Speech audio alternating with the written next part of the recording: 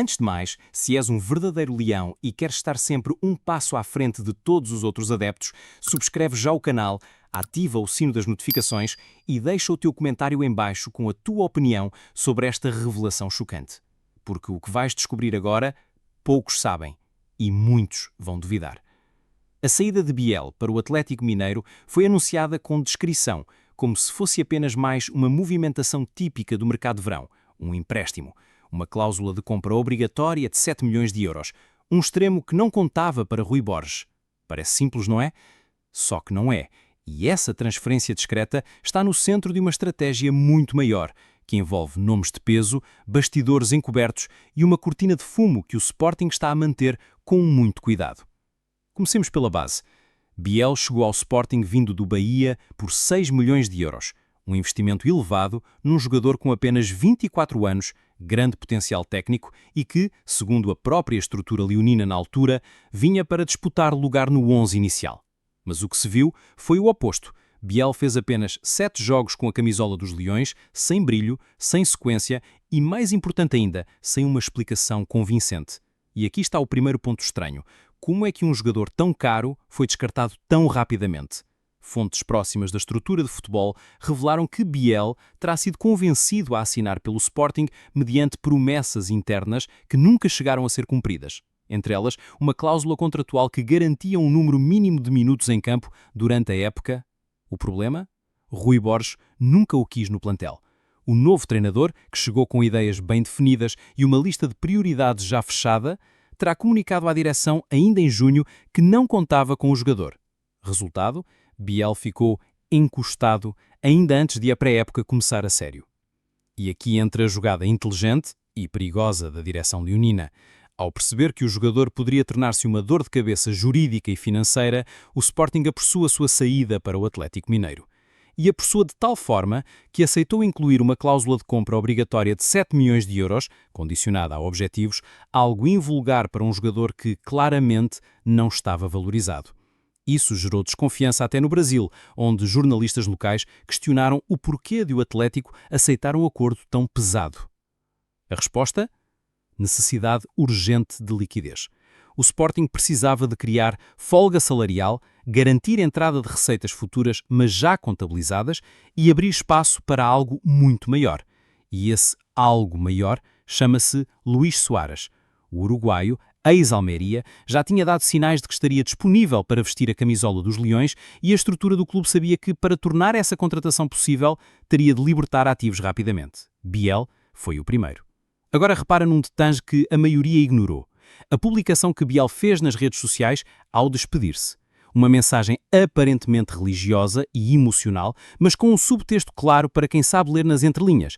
Nem tudo saiu como eu planeei, mas saiu como Deus permitiu. Esta frase, segundo um ex-dirigente leonino que falou com o nosso canal sob anonimato, foi um recado direto à direção do clube. Biel estaria a acusar internamente que lhe foi prometido algo que nunca se concretizou. E mais, que o Sporting utilizou o seu nome como moeda de troca dentro de um plano de mercado. Mas a questão ainda é mais profunda. Sabemos agora que o empresário de Biel prepara um possível processo contra o clube leonino, com base na tal cláusula de tempo de jogo não cumprida. A indemnização, se for reconhecida, poderá ultrapassar os 300 mil euros. E isso, meus amigos, é algo que a administração de Frederico Varandas quer evitar a todo custo. Por isso, a operação com o Atlético Mineiro foi acelerada nos bastidores, mesmo antes de a nova época começar a sério. E há mais um detalhe oculto. O Sporting precisava também de eliminar um potencial problema de balneário. Biel estava descontente. Internamente, outros jogadores começaram a questionar o porquê de promessas feitas ao extremo brasileiro não terem sido cumpridas. Isso gerou ruído. E a estrutura sabia que, com o plantel em processo de reformulação, qualquer faísca poderia gerar um incêndio. Portanto, não te deixes enganar por anúncios oficiais e discursos de circunstância. Antes de mais, subscreve já o canal, ativa o sino das notificações e deixa o teu comentário em baixo com a tua opinião sobre esta revelação chocante.